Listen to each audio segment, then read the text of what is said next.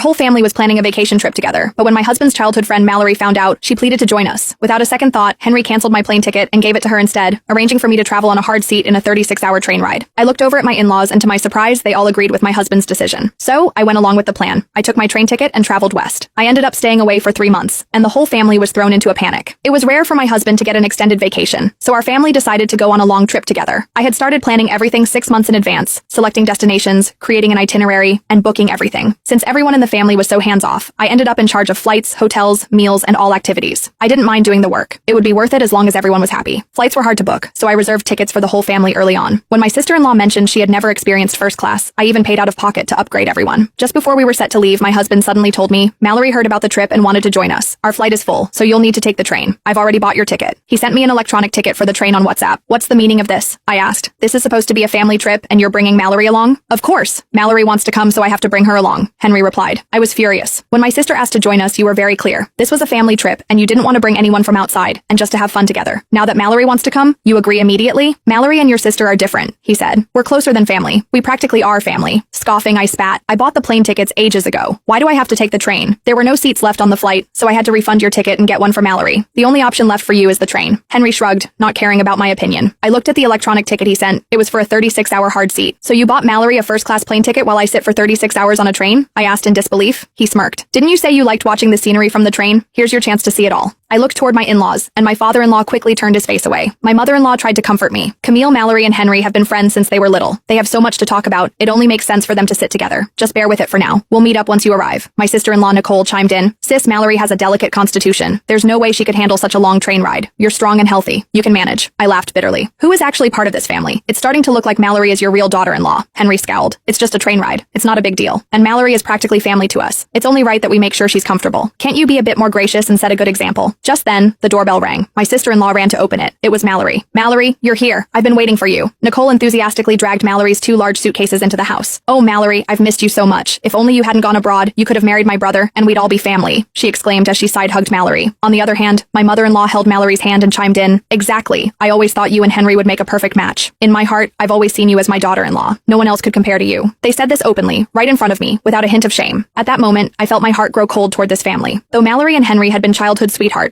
when the Baker family fell on hard times, she left the country without hesitation. It was me who helped the Baker family repay $500,000 debt, and out of gratitude, Henry married me. I had given so much to this family. My parents-in-law weren't in great health, and I'd been caring for Nicole since she was 10, handling everything from cooking and laundry to picking her up from school, helping with her homework, and attending her parent-teacher meetings. Now she was 15, and I had essentially raised her for 5 years. Though I was only her sister-in-law, I felt more like her mother.